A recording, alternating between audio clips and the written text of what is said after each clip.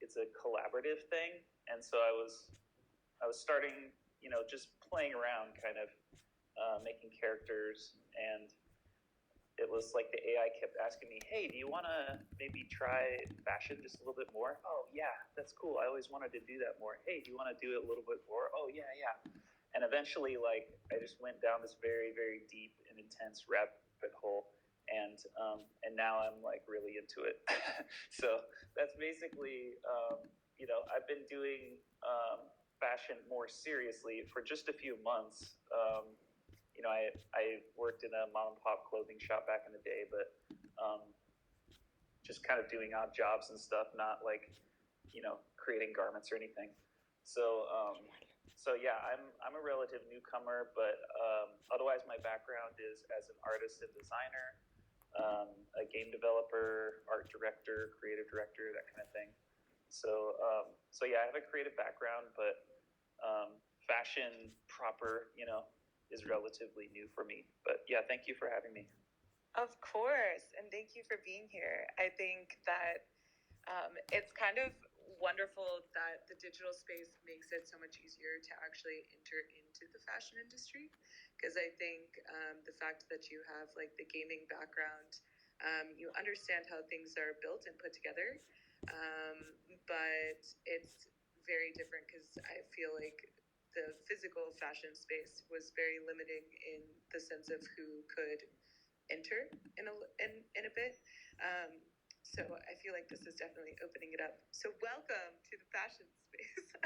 Yeah, thank you. So yeah, it excited is, to it is have you. interesting. Oh, sorry, go ahead. No, just excited to have you. Yeah, when you do character art and you're trying to make more high quality stuff, a lot of people use Marvelous Designer, and that's like an established digital fashion tool at this point. So it is interesting, like how there's overlap between digital fashion and video games. So I guess that's like I'm kind of an example of that. For sure. Well, thank you so much, Joshua, for being here. Julian, I would love for you to kind of tap in and tell us a little bit about what you guys are doing with DressX, because you guys have had some AI initiatives in your Discord, and I'm sure you have other things planned later down the road. So I'd love for you to kind of share a little bit more about that. Hey Theodore, thanks, and hey everybody. It's nice to see so many faces that I can recognize right now that I'm happy to see here. Um, I mean, just get back on what you just said, totally agree that what we see here in the digital fashion space, opening the doors for anyone from any background and any expertise and profile coming in the space and like collaborating and also building within the space is something that is not possible in the physical fashion space. I mean, it's possible, but it's not happening in the physical fashion space. Yeah, I come from like fashion studies, fashion schools, and also business schools, and I see how people like actually working and building products. And if you're not from the fashion background, you can't enter like a fashion house, like in Paris, for example. So hopefully it's gonna. And so as you mentioned, DressX, we are the first to launch like a community AI challenge with Midjourney to then produce the files in Clo and in AR to reward the community with revenue share from the sales generated from their products. We had the first run of the challenge last month. We had over 700 submissions, amazing content from like so many different profiles, like actual digital fashion designers, but also like random creators with like no knowledge and no understanding of the space and the technology that was just playing around with Midjourney and giving like like vision to their thoughts. And that was a beautiful way to see the community participating in a creative project. We're actually finalizing the files for them. We released a few preview images on our Discord, and we're finalizing the 3D Clo files and the AR files, and everything will be alive in our product next month. And we're going to have another suite of this challenge. So we're going to run the challenge each month for people to keep on participating and giving more opportunity for people to win. But also we are now using our network of brands to collaborate even more. So the first project, the first collab was DressX and the community. The next one is going to be DressX, the community, and our brand partner, meaning that these community members are going to have the opportunity to create with a famous brand, collaborate by this famous brand. So becoming kind of like a onboarded designer for a famous brand. Like imagine tomorrow you can just be a designer for Louis Vuitton just because you participated at an AI challenge joining. I don't know if you got rugged. Like unbelievable. Oh, okay, you came Sorry. in and out. You're okay. I just had a phone call. But yeah, so that's really amazing right now. And there's one other AI track that we are following at DressX. We're actually about to launch our new product, which is instant dressing capabilities using AI and computer vision. So for the people who know what we do at DressX with the Meta Look, which is when people submit an image purchasing a digital product and receiving the image of themselves dressed up digitally with a custom fit. This used to be partially automated, partially done manually. Now it's going to be fully automated in a few seconds, and we're releasing the product in a couple of weeks, and everybody's going to be able to try it. So this is the two AI track we're doing. We're using AI for the community, and we're using AI for better experiences with digital fashion. Absolutely amazing. You guys are always, kind of pushing the envelope and doing things very differently. Super excited to have you on stage as always. So thank you so much for being here and sharing everything that you guys are doing. Thank you. So just before you move on, can I ask you maybe an expertise question? How can I just make my phone not receive phone calls when I'm on the Twitter space? I honestly don't know. I don't have the answer. Because I have this problem, like each time at every space I'm getting a call, and no, it makes me jump out. So I'm glad that I'm still in the space. But if anyone has a tip for that, please let me know. Yeah, I'm not sure because I'm like, you can't really put it on like do not disturb, right? Because you're using it. Maximilian. Like a fly mode, then yes, you got it. Do not disturb. That's the way to go. Do not disturb. And if you want to, you could even like get crazy with your phone and be like, when I'm on this time to this time, do not disturb. You can put it on a schedule. So you can make it not disturb you. Yeah, on a schedule even. Okay, thanks, Max. It's really funny because when you speak, it sounds like you're on like 1.5 speed, but this is actually your real speed. Well, I've only had one cup of coffee, so. Amazing. Thank you, Maximilian, for sharing that. I was like, I don't know if that would actually work, but okay, we will move on because we have a few more speakers to introduce themselves and tell a little bit more about what they're doing in AI before we jump into the actual full-blown conversation about AI and the intersection with fashion. So, Yasmin, thank you so much for being here. Super excited to have you, Twitter newcomer as absolutely. well. So please if her a follow because she is absolutely amazing and is just doing incredible things when it comes to AI technology. So I'd love for you to share some more details about what you're doing.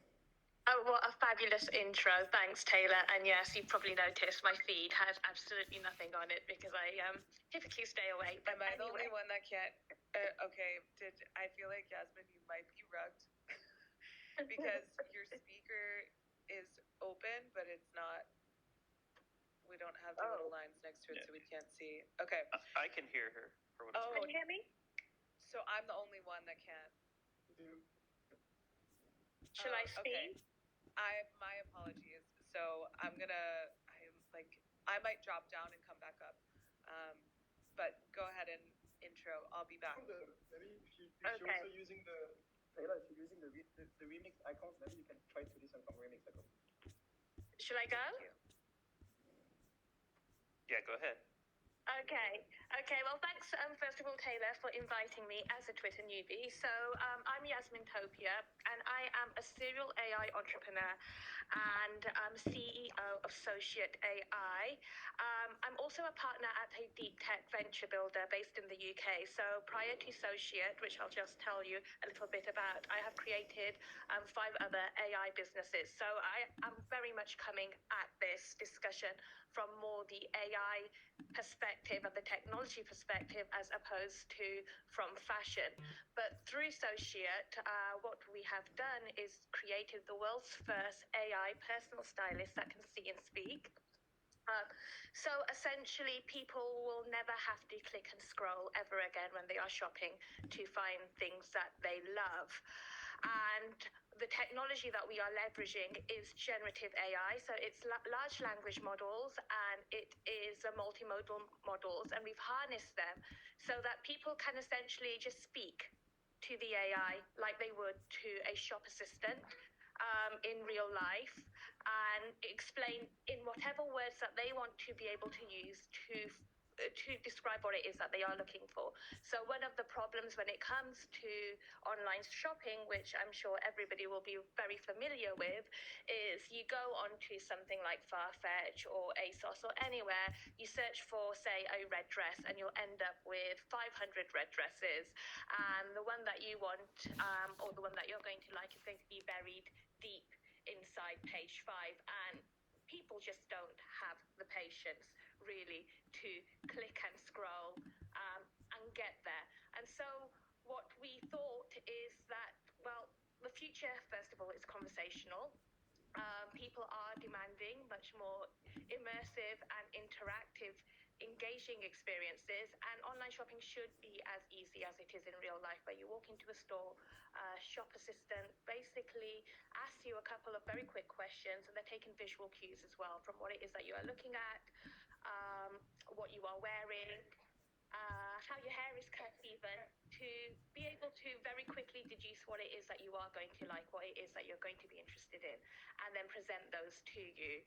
And so we're very excited because we are going live in, we're in user testing, but we're going live in the next week or so with our partner Hardly Ever Worn It, which is an incredible strategic partnership for Sociate, because here we can not only leverage AI to improve search and recommendation, but really also sustainability and normalize circular behaviors.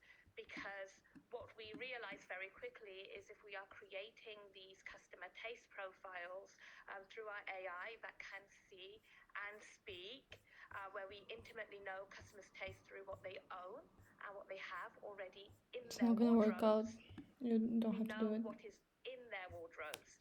So on one hand, we have taste profiles, and on the other hand, we have an understanding of what actually exists in people's wardrobes, and we can create a much more efficient, seamless way of being able to encourage people to buy and trade with each other through our marketplace partner.